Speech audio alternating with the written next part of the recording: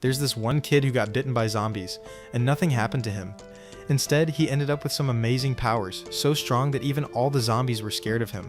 So this is the story about that boy, living in a world completely taken over by zombies, who were basically the greatest threat humanity had ever seen. These zombies suddenly attacked the city 20 years ago. The only way to stop them was to shatter their iron-hard hearts.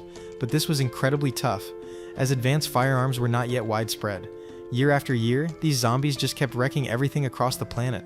They'd either kill people or turn them into one of their own. To finally save themselves, people started hiding in strong forts and used packed trains for traveling or moving supplies around. Our story kicks off with Akoma, a guy who fixes trains in one of these strong forts.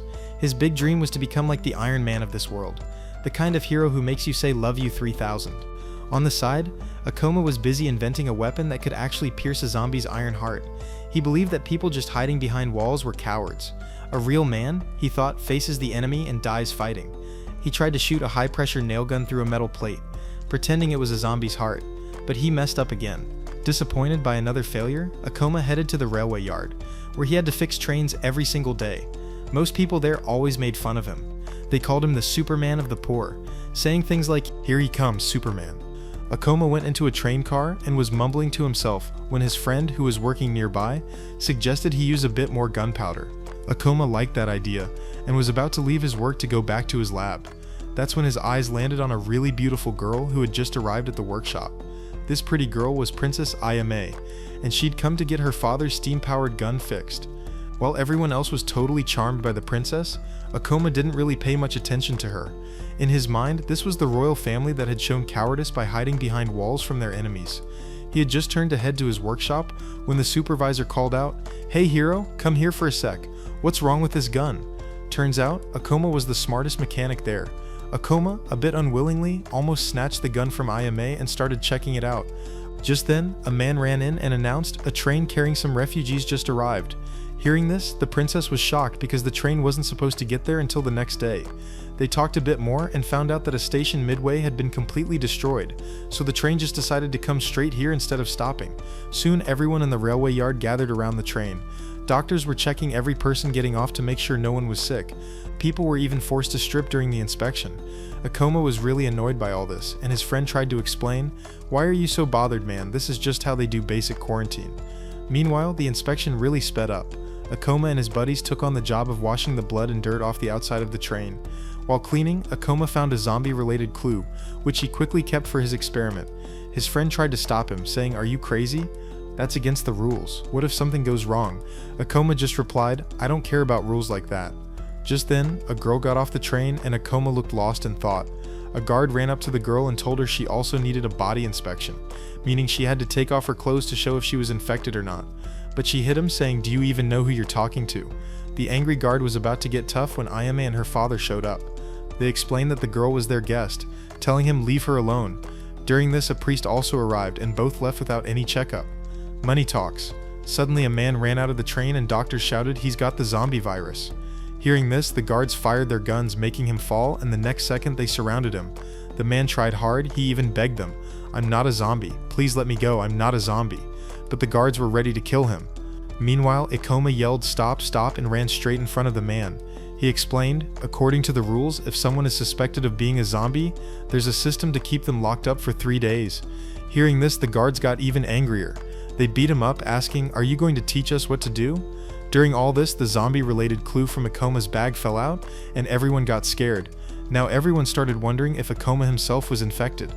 But just then, the man took advantage of the chaos and tried to run away. However, the next moment, the guards shot him with their steam-powered guns. He died on the spot. Now, with the man dead, they realized he wasn't actually infected.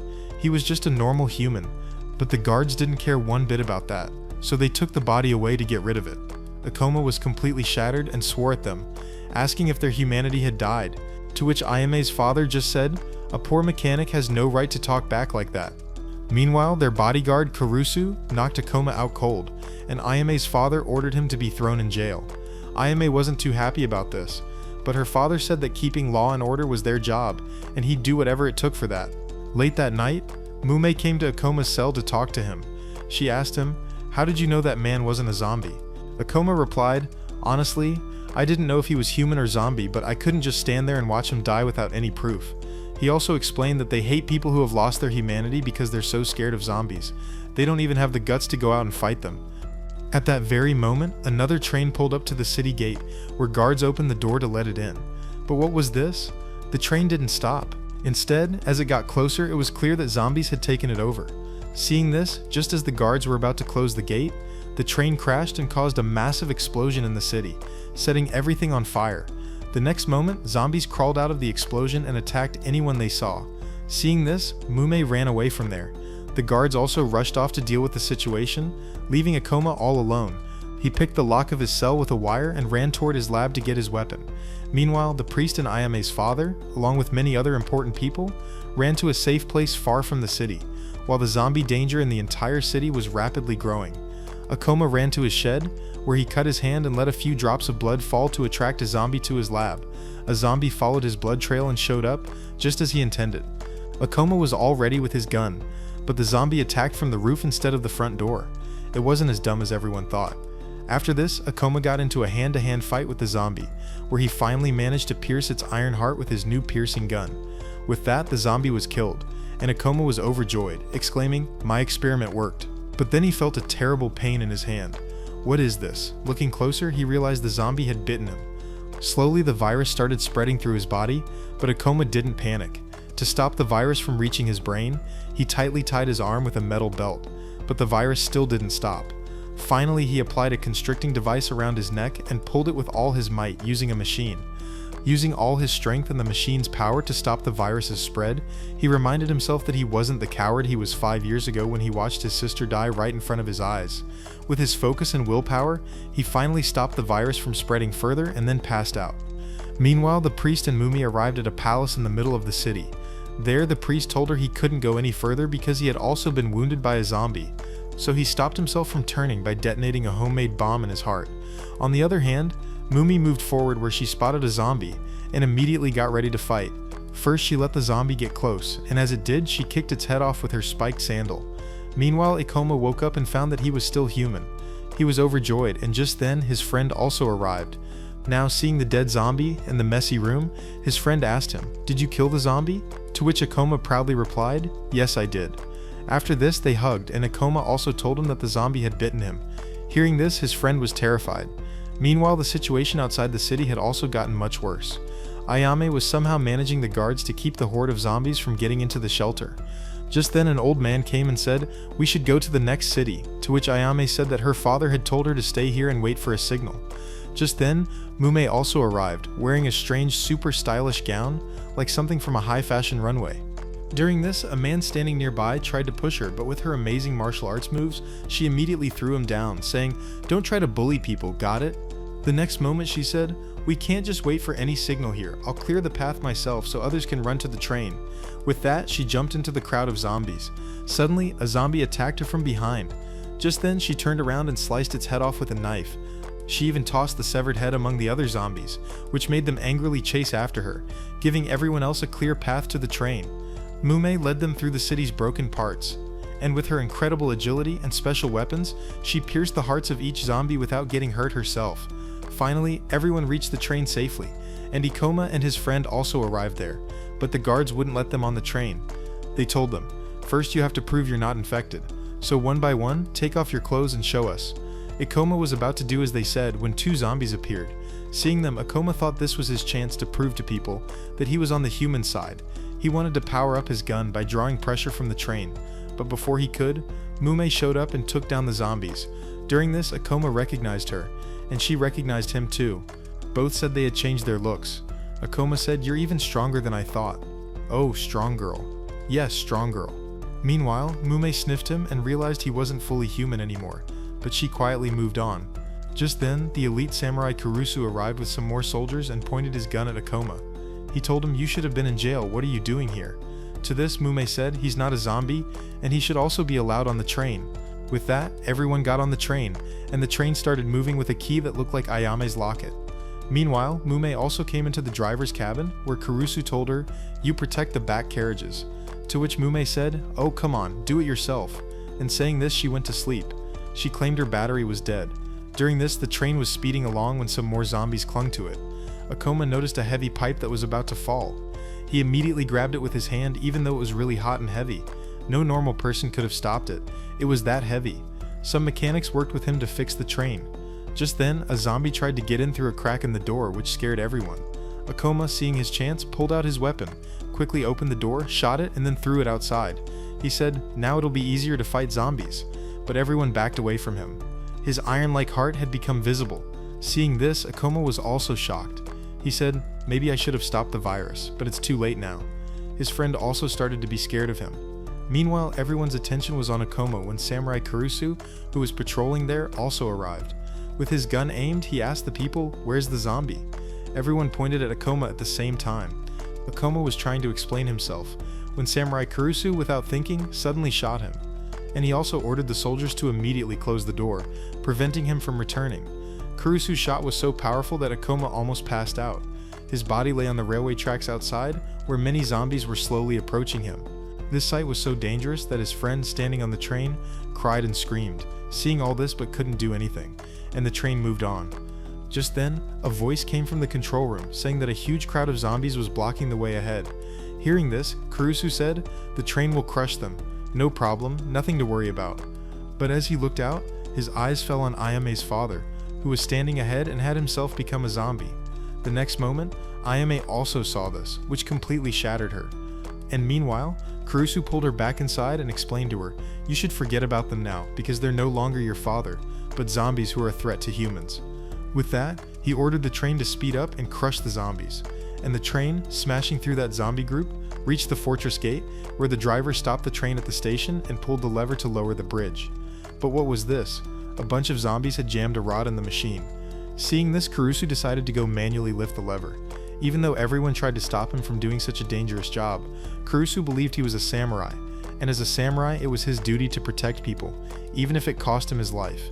Meanwhile, news arrived that someone outside was fighting the zombies, and the next moment, through the dim light, everyone saw Ikoma, who after waking up was killing zombies and making his way to that lever. Ikoma didn't want to be a hero.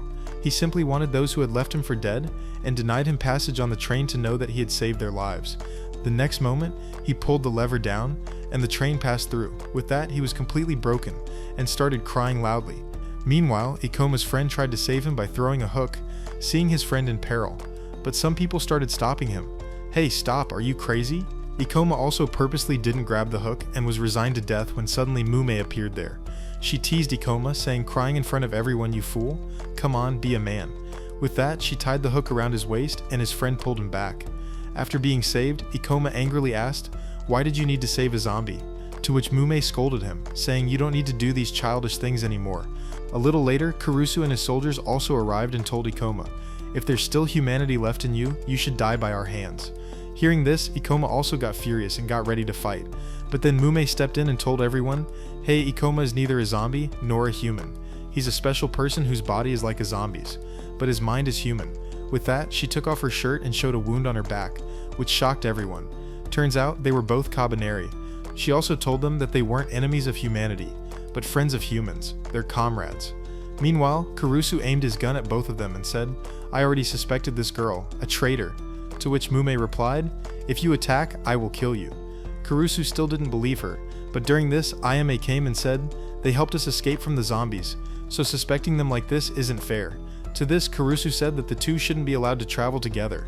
Ikoma also agreed with him, saying, "Yes, I am a zombie, and can affect others," but Mume didn't let him go out.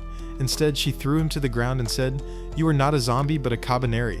After this, she asked Ayame if she could give them a place on the train until they reached the capital. During this, Ikoma tried to speak, but at that very moment, Mume knocked him out by hitting him in a sensitive spot. Now, a few hours later, Ikoma woke up and saw that his body was completely fine. Right in front of him, Mume was also sitting comfortably. Actually, both had been locked in the train's boiler room. After this, Mume asked Ikoma about the capital. Ikoma said, "They do a lot of research on zombies there, and maybe those people will be able to cure my condition." After this, Mume told him that she had to get there no matter what, because her brother had given her a special mission that she couldn't reveal yet. But for this, she needed Ikoma because she would use him as her shield. Ikoma couldn't understand anything. Mume explained that she gets very sleepy after so much fighting and moving around. In such a situation, Ikoma would have to protect her.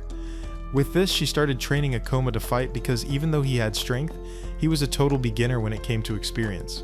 That training was embarrassing for Ikoma, where Mume kept throwing him down badly. She would tell him, "Why did I bother with you? You can't do it, kid," even though she was wearing a ribbon that reduced her strength. Meanwhile, Mume suddenly sensed a zombie nearby and immediately ran out of the boiler room. A man was arguing with a pregnant woman over food when Mume arrived there, causing everyone to flee in fear. A little later, Kurusu, Ayame, and the other elders arrived there, where he stated that trusting those two Kabaneri was his biggest mistake. Now the atmosphere was slowly getting heated when a golden-haired man with a fancy Victorian hairstyle appeared and told Ayame that their water supply was running low, so they needed to stop somewhere right away. A little later, Ayame apologized to Ikoma, saying whatever happened it was out of necessity. Ikoma also understood her situation, but suddenly Ikoma collapsed due to losing too much blood. Meanwhile, Mume was playing with children in the common area, where no mother was afraid of her anymore. During the game, she explained, "I'm very hungry, but I don't eat normal food like regular humans. I need blood." Hearing this, everyone was terribly shocked. Meanwhile, there was a commotion. A pregnant woman has turned into a zombie. Hearing this, Mume quickly ran there, and grabbing a warrior sword tried to strike the woman's heart. Some people tried to stop her by shouting, "Hey, stop!" But Mume couldn't hear, and with that she struck twice and killed her. On the other side, Ayame was helping Ikoma, but Ikoma, being weak, couldn't support himself. The zombie inside him started to wake up, and he became thirsty for Ayame's blood. He almost attacked Ayame, knocking her down. Ayame couldn't understand why Ikoma was doing this. Outside, people were angry at Mume, asking, "Why did you kill the pregnant woman without thinking?" To which Mume replied, "Both the mother and child were already infected, you fools. No one could have saved them." Then she suddenly felt a massive zombie army coming towards them. Now, hearing this, everyone was terribly scared, and the train started moving again, where the guards tried to defend. But what was this? The zombies clung to the train as if they were glued with superglue. The guards, because people insisted, locked Ikoma and Mume back in the boiler room because most people didn't want to fight with them. They suspected that the zombies were attracted here because of Mume and Ikoma.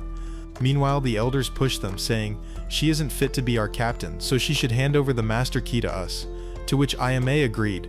Once they got the key, the old man told the driver to turn the train towards the mountains, which Ayame protested. She shouted, "Are you people out of your minds? Do you even know how many zombies will be there? This could be very dangerous." But the old man ignored her and told her to go, "Just go back to your kitchen and do your work." Meanwhile, Ikoma told Mume that he made a big mistake by attacking Ayame, to which Mume explained it was no big deal. "You were just hungry, nothing more."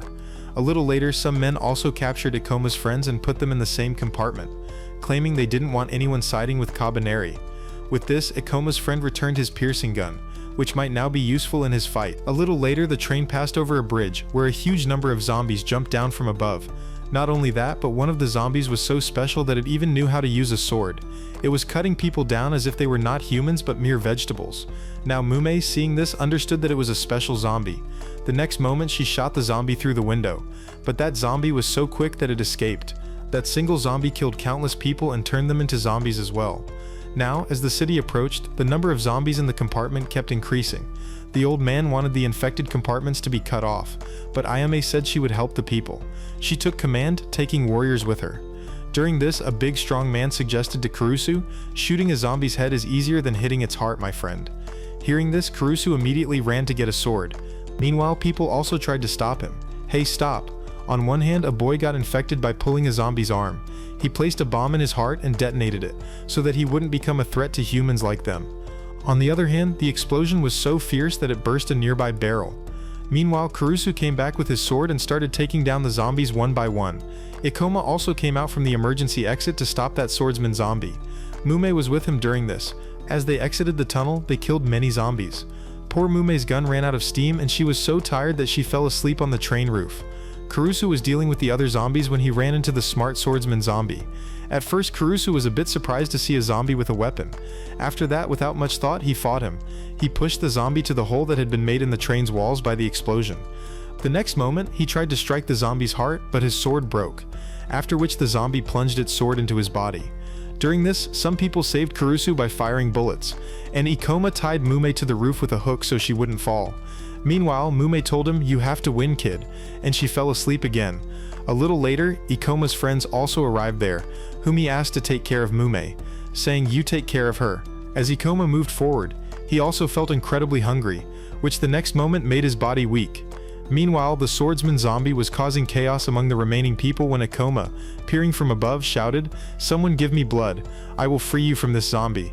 Now hearing Ikoma's words, people at first hesitated, but then Mume came up and cutting her hand said, "Here's blood, but in return you will fight for us, won't you?" Meanwhile, the smell of blood drew the swordsman zombie towards her, but this time Kurusu stopped him. Ikoma on the other hand drank blood from Ayame's hand, and as the blood reached his iron heart, he gained immense power. With that he attacked the swordsman. Ikoma threw him to the ground and the next moment pierced his heart with his piercing gun. Ayame, standing nearby, was very happy to see this and started clapping for Ikoma. The entire train cheered for him with shouts of Ikoma. Ikoma? After this, everyone got busy cleaning and fixing the train. Ikoma and Mume were given the job of being bodyguards. Now Ayame got her key and captaincy back, where she announced, "Ikoma and Mume will go with us to the capital, and if they get hungry, I will give them blood." To this, Kurusu said she alone can't give blood to both of them. But then Ikoma's friend and Kurusu himself also agreed to donate blood. With that, the train left for the capital. After this, soon the strange golden-haired man started making guns similar to Ikoma's piercing gun that could pierce zombie hearts. Now Ikoma also experimented by covering swords with metal from zombie hearts to make them even stronger. Suddenly the train stopped. Actually, the driver had put on the emergency brakes. When Ayame asked what was wrong, it turned out that the city they were supposed to stop at wasn't responding. In reality, the city had been destroyed by zombies, but some people were still alive there, so Ayame sent a rescue team for them, who brought back some survivors. During this, Mume saw a man she knew. He called out to her as she passed by, "Hey, listen," where Mume learned that this man Inu had special news for Mume's brother. Some government officials are secretly gathering anti-human weapons, so your brother should be careful. To this, Mume said, "My brother has already handled similar situations. He won't be fooled." Hearing this, Inu suddenly attacked Mume, but Mume stopped him and almost threatened him, saying, "Don't make that mistake again or I'll kill you." At this, Inu pulled out his pistol. After that, he left, while Mume trembled, thinking that he might be telling the truth. Meanwhile, Ikoma and the others planned to cross the city by taking the shortest route to the capital. Just then, Mume arrived there.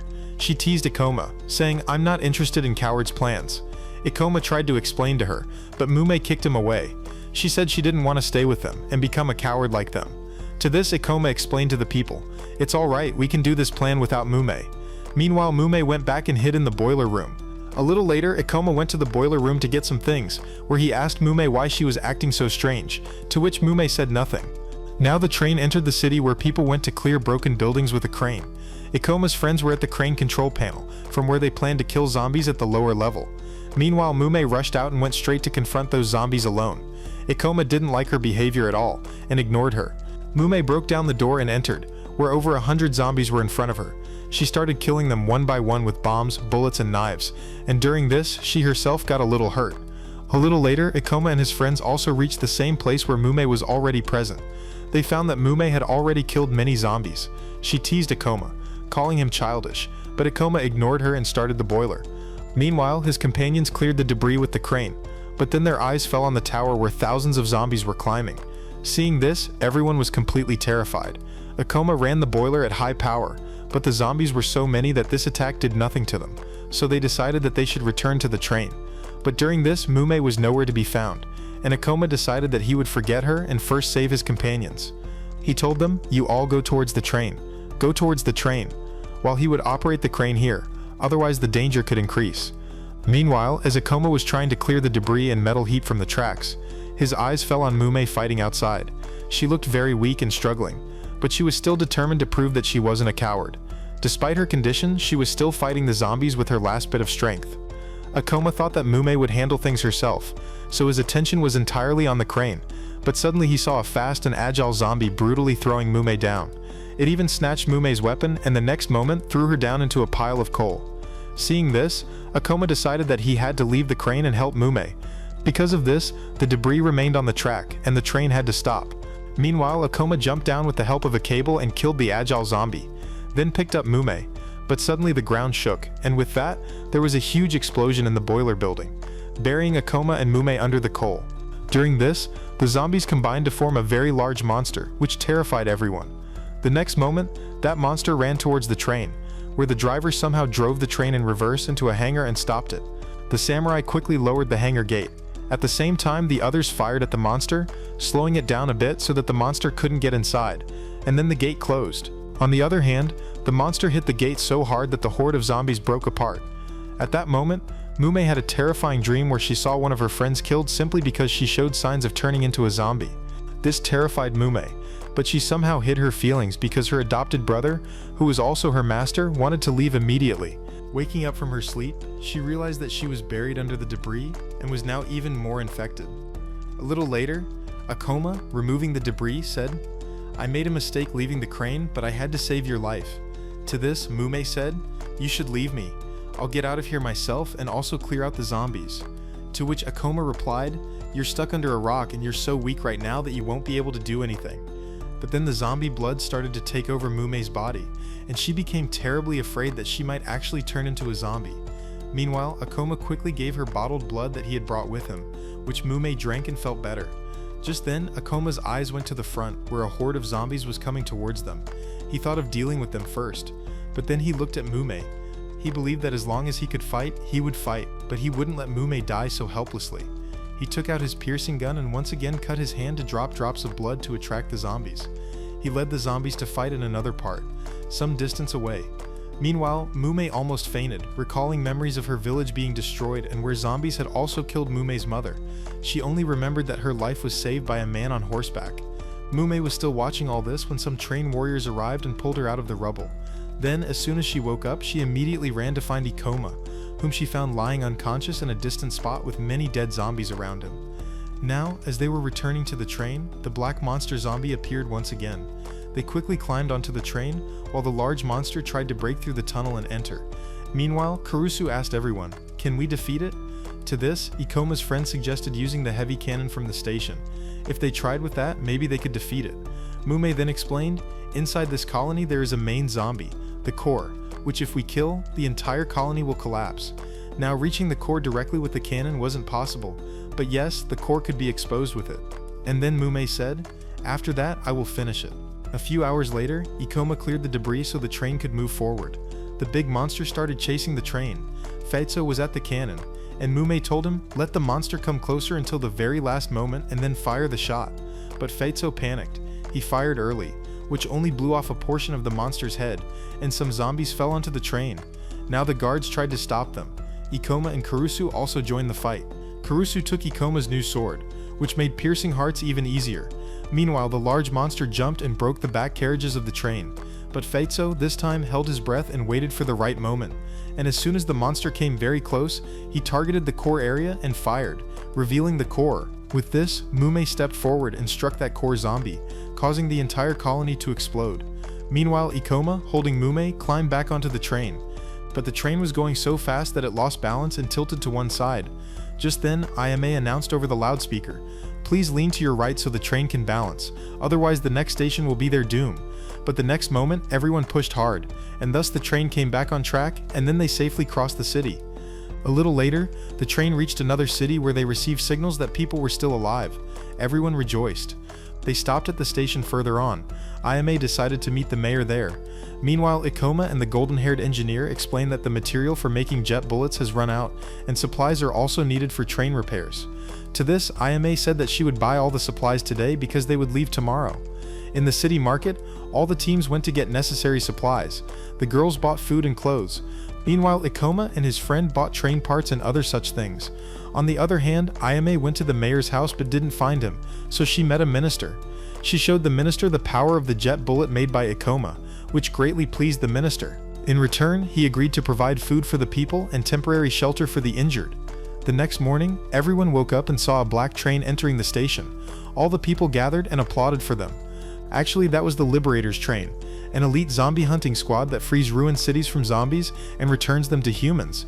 Soon the Liberators emerged, led by Biba, the king's abandoned son.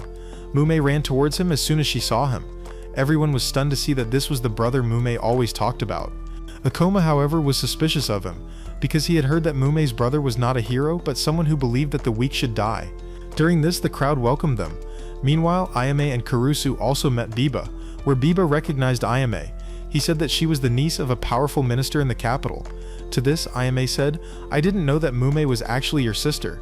Then Biba explained that actually Mume is not my real sister, but I am her adopted brother. Just then, Akoma also arrived there. Now Biba was about to tell him about himself when Akoma interrupted, saying, "I already know you. You're the one who taught Mume that the weak have no right to live, aren't you?" Hearing this, Biba was terribly shocked.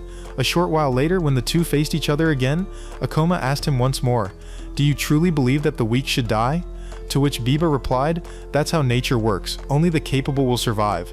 And I believe that to live, we shouldn't run but fight and get rid of zombies completely." Hearing this, Akoma's opinion of him changed somewhat. Now the city guards suddenly sounded the alarm, warning everyone that a huge horde of zombies was approaching the city. The city's mayor, standing far away, panicked because he himself was secretly planning all this with one of the king's men. In this conspiracy, the minister says, "Don't fret, the liberators will take care of the zombies, and once Biba is engaged, we'll strike. Just stay calm." Meanwhile, the liberators climbed the wall and shot zombies. And during this, the bridge was also lowered so that Biba's train could enter the danger area. After this, on one hand, he ordered his army to eliminate the zombies. On the other hand, he himself got on a horse and entered the field. Meanwhile, his soldiers sped on steam bikes and killed many zombies in a flash, when suddenly some zombies attacked them. With this, Mume showed off her Kabaneri power with one of Biba's associates. Together, they separated the zombies and eliminated them. While everyone's attention was on the zombies, Inu came up behind Biba. After a short chat, he angrily attacked Biba, but Biba had already seen it coming. He dodged him, forced him to his knees, and was about to kill him when Inu started begging for help. By the time Ikoma tried to save him, Biba had killed him. Meanwhile, as soon as the city mayor learned that the assassination attempt had failed, Biba's men arrived, beat up his guards and minister, and took him hostage. During this, Ayame in the field apologized to Biba again, to which Biba said, "Oh, there's nothing to be sorry about. In fact, we will take you people to the capital." With this, 2 trains left for the capital. On one hand, Fatso and Ikoma were arguing about Biba's words, while on the other hand, Mume was being examined in Biba's train, where she remembered the day her mother was killed. Biba had thrown a dagger and told her, "Learn to kill someone to survive," and the next moment, Mume killed her mother's killer. After this, Biba took her into his group and then made her a Kabaneri by infecting her with the zombie virus so that she could fight at his command. After Mume's checkup, Biba told her, "Go, get Ayame's master key. I don't want any questions, just bring it." With that, Mume left. Meanwhile, Biba went to his secret lab where many zombies were caged, and there was also the heart of a very large zombie, right next to which the city's mayor was tied up. Meanwhile, Ikoma suddenly sensed zombies nearby, and searching for them with Fatso, he reached the train's roof, where he explained that there were zombies in Biba's train. Meanwhile, Mume threatened Ayame and demanded the master key. "Give me the master key." But Ayame didn't understand anything. Mume was about to forcefully take the key from her when the driver arrived and said, "I have the key. I was managing the engine. Here's the key." With that, Mume happily went back. Meanwhile, the driver and Ayame were talking about Mume's actions when Fatso ran there. Ikoma sensed something wrong. "Everyone go with him." On the other hand, Mume gave the key to Biba, but as soon as he saw the key, he immediately understood that it was fake. He told her, "Oh, you've been tricked. Perhaps Ayame and the others don't trust you." And just then, Ikoma also arrived there. As soon as he knocked on the door, Biba told Mume, "Look, if he tries to come in forcefully, I'll kill him. I'm already on edge." To this, Mume assured him that she would send him back from outside, and with that, she went out. Ikoma asked Mume, "Why are there zombies in Biba's train?" To which Mume said, "Oh, zombies. They're just for research, nothing else." He asked her again, "Were you also made a zombie like this?" To this, Mume replied, shocked, "That was my personal decision. You won't understand. I had to save my life." With that, she was about to leave when Ikoma stopped her and said, "You are siding with the wrong man. Biba is not a good person." Mume took this so badly that she pushed Ikoma and said, "You don't know my brother," and she went inside. And during this, Ayame and Fatso, standing behind, heard all these conversations. The next day, their train stopped at another station where the mayor did not allow Biba and his team to enter. This meant Ayame's train would now be separated from Biba's. Thinking this, Ayame felt some relief, but the next moment she thought that this might reduce their chances of reaching the capital. Ikoma gathered all the important people and said, "I sense hundreds of zombies in Biba's train. It's good that we stay separate, but Mume is going with them." Meanwhile, as they headed towards the mayor's mansion, Fatso spotted them and immediately ran to inform Ikoma. A little later, Biba and his team arrived at the mayor's mansion, where samurai from the capital aimed their guns at them due to a lack of trust. Hands up. Now Biba allowed them to search him, but just then Mume needed to use the restroom, and as one of the mayor's men showed her the way, she took advantage of the opportunity and escaped from there. Meanwhile, Ikoma and Fatso saw her running towards the bridge, so they chased her. Mume knocked down all the guards and lowered the bridge. which was a signal for the liberators. At that very moment, Ikoma and Fatso also arrived there and asked Mume, "What are you doing?" To this, Mume simply said that she was just letting the liberators into the city, because it wasn't right to keep them out when they were the ones fighting the zombies. She claimed that their intentions are not bad, but then her eyes fell behind the liberators, where she saw a huge horde of zombies coming with them. Seeing this, the city guards got really scared, and just then Ikoma ran to close the bridge, but his attempt failed, and with that, the zombies entered the city, killing anyone who came in their way. Meanwhile, as soon as the samurai's attention was diverted, Biba killed him the next moment. The other samurai was also killed by his bodyguard. After this, Biba strangled his last guard to death. Meanwhile, Ayame picked up a weapon and told him to stop. Biba's bodyguard, consumed by bloodlust, picked up a knife and threw it at her, but thankfully the driver stepped in and saved Ayame, and after that, Biba also killed the mayor. Outside, Mume was horrified to see that all this was happening because of her, who had lowered the bridge. Meanwhile, Ikoma and Fatso reached the train where the city samurai were trying to stop the zombies. Kurusu thought he would go and get Ayame, but little did he know that Ayame had been taken hostage by Biba and his men. Kurusu saw them taking Ayame to Biba's train. Meanwhile, inside the train, Biba was with his female bodyguard, who knew very well that she was going to die today. Biba injected her with a special serum, turning her into the core of a fused colony. Some metal objects emerged from her body, which pulled the bodies of dead zombies to create a very large monster. During this, Biba ordered her, that monster, to break the city gate, and the next moment it crashed into the wall and broke it. Meanwhile, Mume reached Biba where she asked him, "What exactly is all this happening?" To which Biba coldly said, "This is the world I always wanted." Hearing this, Mume's mind went numb, and just then, the female bodyguard began to lose control under the effect of the serum and truly turned into a zombie. The large monster disintegrated as she lost control, which greatly angered the scientist. Then his colleague suggested the antidote can bring the woman back to consciousness, but the scientist said, "She doesn't deserve it, forget about it." Meanwhile, Kurusu secretly entered the train and tried to save Ayame.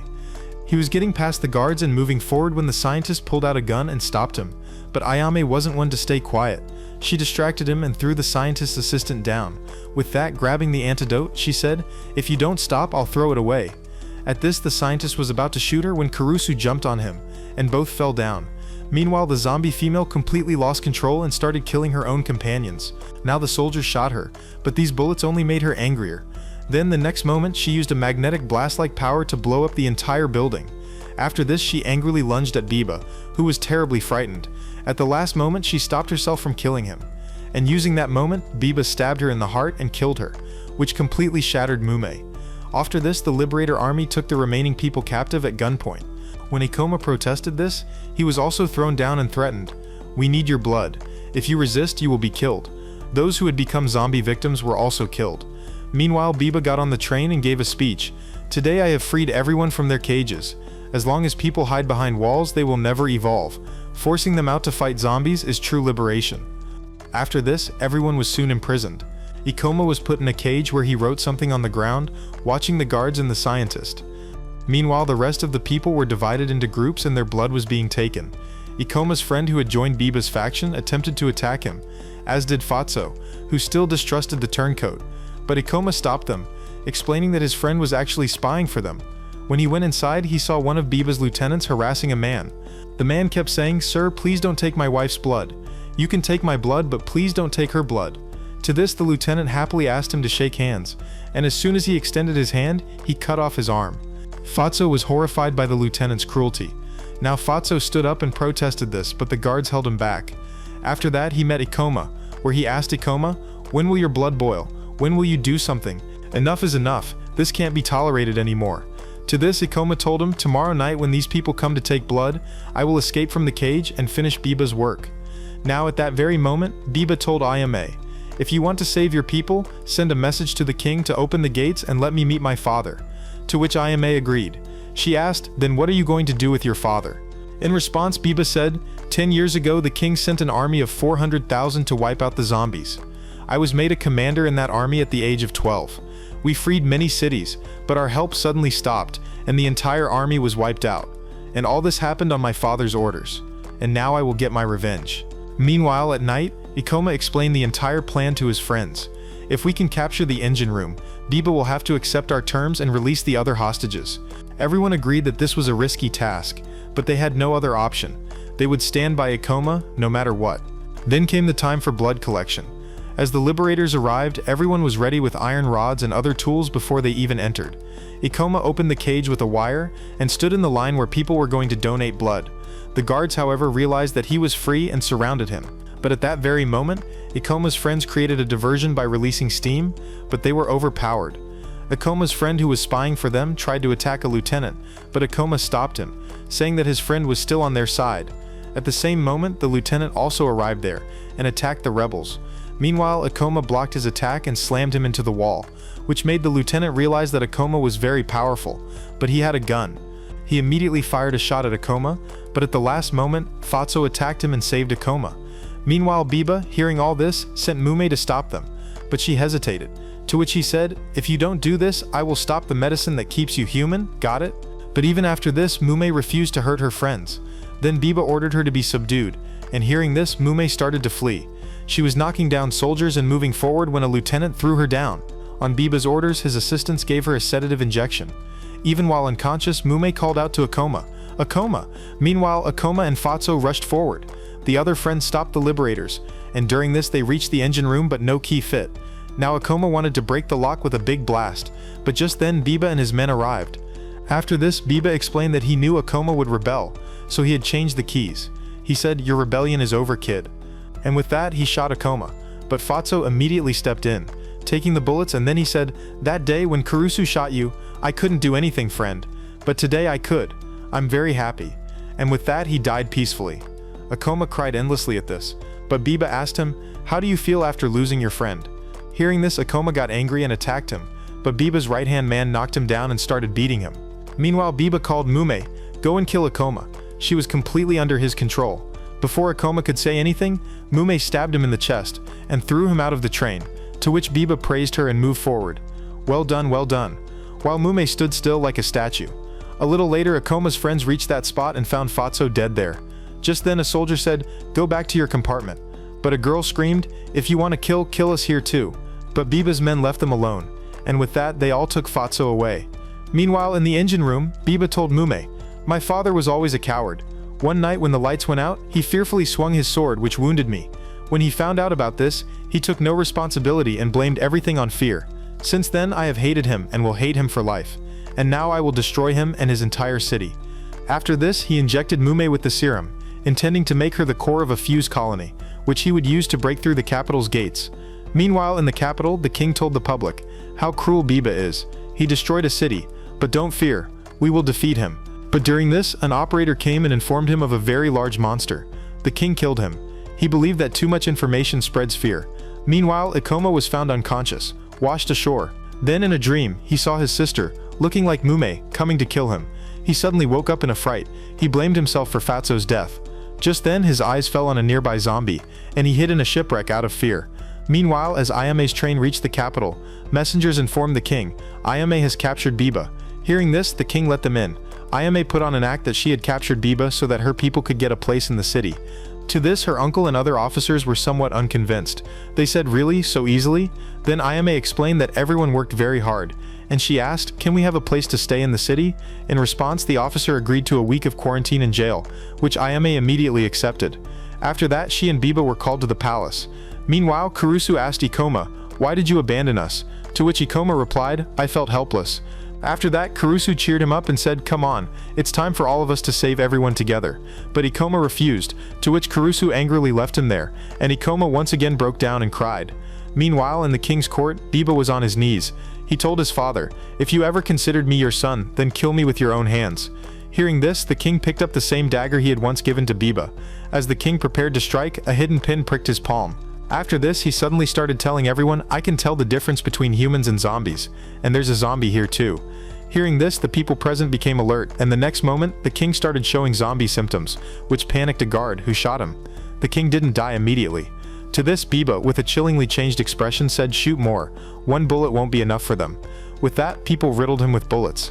After this, Biba got up and said to his father's dead body, "See, I didn't kill you, it was fear that forced people to do so."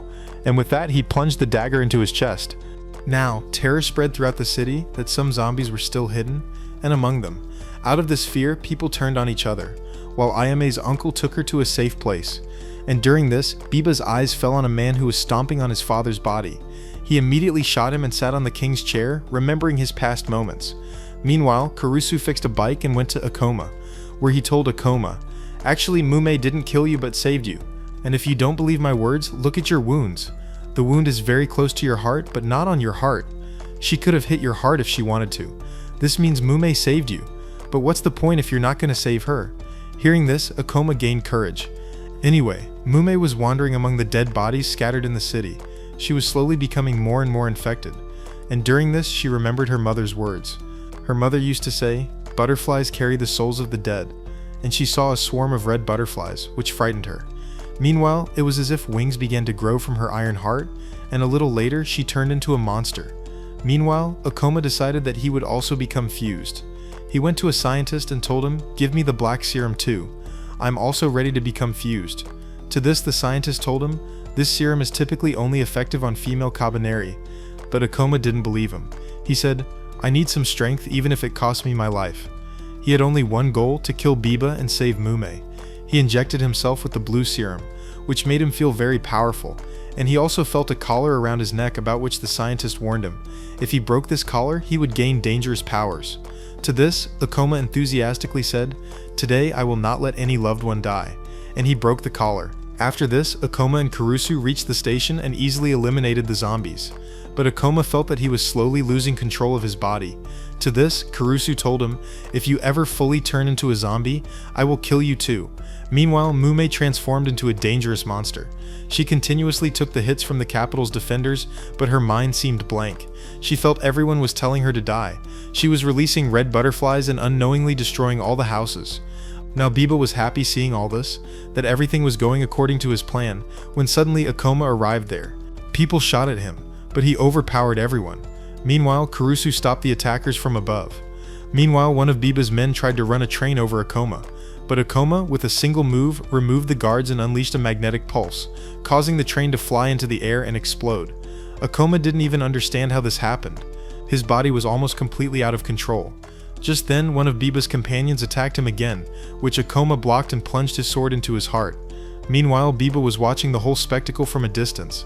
During this, one of his lab assistants came closer and handed him an antidote, saying, "Use it if necessary." After this, Biba began to loosen his collar so that his hidden power could emerge. Now Akoma and Kurusu moved forward when the bridge suddenly broke. During this, Kurusu fought the horde of zombies alone and told Akoma, "You go to Mume, I'll handle this." After this, Akoma started moving forward, calling out to Mume, "Mume!" Just then Biba appeared, and after that, a fierce battle erupted between the two, where Biba struck Akoma, slightly cutting his chest. An enraged Akoma seized the chance, grabbed Biba's sword, broke it, and lunged at him, but Biba escaped. And after that, Akoma, using his magnetic pulse, threw him far away, and was about to finish him off when his vision blurred, and he fell unconscious there. Now, during this, Biba thought this was his chance, so he secretly went behind Akoma to strike him. But at that very moment, Mume saw a blue butterfly among the red butterflies and reached out her hand towards it, causing the stone, which was a memento of Akoma's sister, to fall into the water. Hearing the sound of the water, Akoma regained consciousness, and the next moment, he turned around and stabbed Biba with a knife. After this, Akoma went to Mume and hugged her, and also gave her the antidote. The antidote worked immediately, and Mume returned to normal. She saw that Akoma was almost unconscious. She went to him, but in the meantime, Biba, seizing the opportunity, once again tried to attack Akoma and finish him off. As he aimed his gun, Mume, with a final surge of strength, pierced his heart with an iron spike. "Sorry," she whispered, "but we will live, even if we are weak. We will live our dreams." This is where our anime comes to an end. Subscribe for anime recaps.